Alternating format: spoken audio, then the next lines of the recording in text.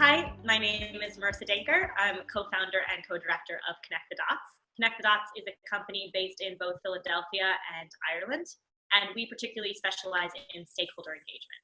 That means we work with clients both from the public and private sector to really understand and work with their stakeholders to gather insights and help them make decisions that are based on people's needs and ideas rather than top-down. Hi, my name is Naomi Murphy. I'm the other co-founder of Connect the Dots, and today the topic we're looking at is key learnings for productive virtual engagement with stakeholders. And we're going to share with you our findings on that. And the way we got these findings was through speaking with our clients and partners and collaborators to really unearth what people were going through during this time and put together some approaches or ideas and some solutions. So some four key findings we're going to talk about now are around empathy, transparency, collaboration, and creativity. There are four key findings, but I think underpinning it all is really the importance of building and maintaining trust and why it's important to talk about this topic now.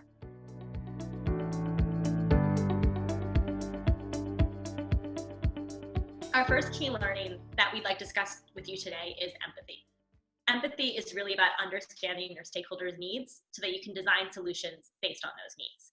Right now, empathy is more important than ever because our needs as a society and as people are constantly evolving every week, and priorities are changing every week as the situation progresses. So it's really important that as people that need to be building trust with our stakeholders, whether they're our employees or our communities that we work with, that listening in a really agile way and slowing down is very important right now. Also understanding where people's comfort levels are currently with their working situations, and if they need more help with technology, providing that extra support, if they need breaks in the day, if they just need that extra bit of time for themselves. So really understanding where people are mentally as well to then make those decisions with them. And on top of that, I think we've learned that not all people have the capacity to engage in the same way as before. So particularly when you're engaging with even communities from more a public sector point of view, we've learned how important it is to allow different levels of input and different streams of work that require more to less input, so that way stakeholders can be part of it in some way, but can kind of balance themselves and what they need at the moment. One thing that we've learned is that the changeover to virtual workshops is quite new to some people and quite challenging as well. So what we found is that it's really important to make sure that each person that will be part of that virtual environment feels really prepared and comfortable to participate. So what that can mean is doing one-to-one virtual prep sessions, sending out demos beforehand, and doing training ahead of time, and even practice sessions of a workshop or of an event, so that again, when people are in the actual event, they feel really prepared and ready to give it their best shot. So the second point to share is around transparency, because things are particularly tumultuous, and I think that it's even more important for people to get clarity and have a kind of a two-way communication going on in the workplace and in general, just to be able to stay connected, stay on board, build trust again during this time. With transparency, it's about keeping stakeholders, keeping clients, keeping staff engaged, and tailoring the engagement for each of those types of stakeholders. So normally, we might have a very one-directional top-down approach, but in this case, we're trying to suggest that you could try more of this openness to feedback, and it kind of requires bravery a lot of times. But more specifically, I suppose, how you can do that and how you can be as transparent as possible is kind of consistent communication. So another way of staying engaged with your stakeholders or your staff are to do things like anonymous surveys to make sure that they have a chance to be really candid and really honest with their feelings and their thoughts. You could also do focus groups that kind of gather rich insights, make sure that people have an equal voice, but also that's through really good facilitation during the focus group online, and then sharing any best practices and challenges that you're coming up across as well yourself, and kind of sharing solutions that way.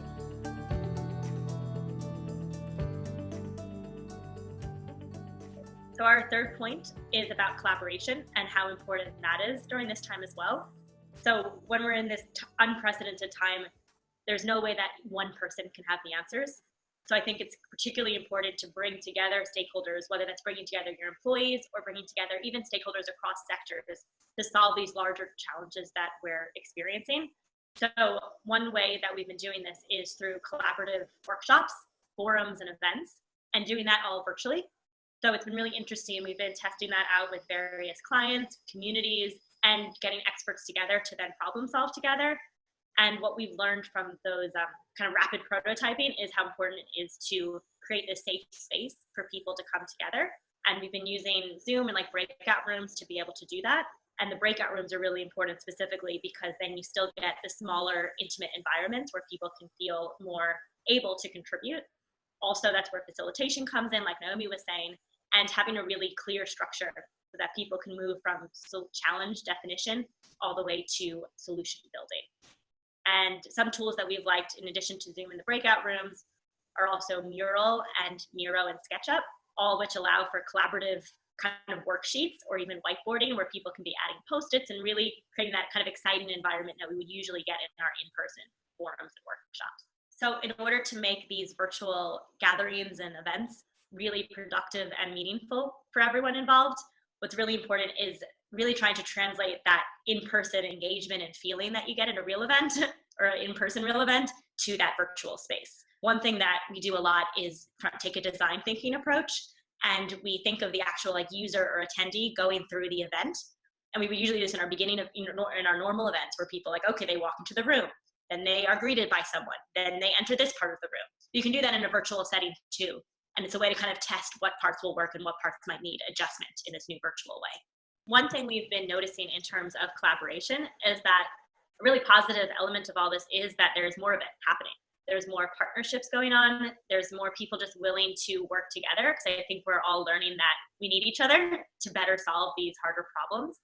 So for example, in Ireland, we're working on an initiative called Ireland Together to bring business owners together to bottom up solve their challenges and then create recommendations to go to the top.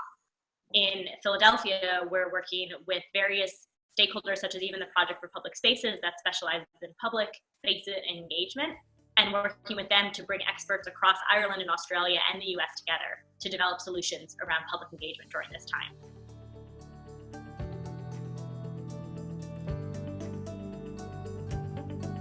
Okay, so the fourth and last point that we want to make is around creativity. So we find creativity and innovation really support your work, especially in challenging times, to come up with solutions, to stay positive, to stay proactive, and to keep moving ahead with work. So we recommend using a variety of different tools, especially in a virtual workshop or a focus group. So for example, we've mentioned Zoom. You can come up with, lots of different ways using many of the tools that Marisa's also mentioned to work with images, diagrams, graphic collaboration tools like Mural, also bringing in graphic harvesters or graphic illustrators as well. They're people that can in real time animate or illustrate a discussion, which was always a nice touch to an in-person event, but especially now would be a nice visual addition to an online gathering. From a more social perspective, in terms of kind of enriching yourself, I suppose it's important for those personal moments and to create social cohesion. Those water cooler moments in those kind of informal spaces in your workplace where you might have had a time to connect and get creative with someone or have some kind of chance encounter. I think it's important now to start harnessing those and really structuring those into the day somehow. For example, theming rooms in a Zoom chat to be the living room or the kitchen, or making kind of nice little spaces for people to come together and have a moment to share coffee or whatever it is that they would normally do in person. In summary, our 4 key findings are around empathy, transparency, collaboration, and creativity. Those 4 working in unison together can really help to create a good framework to go forward when you're planning your virtual engagement with stakeholders. Thanks for listening to our video. We hope to talk to you at some point soon, and we hope you're all keeping really safe and well during this time.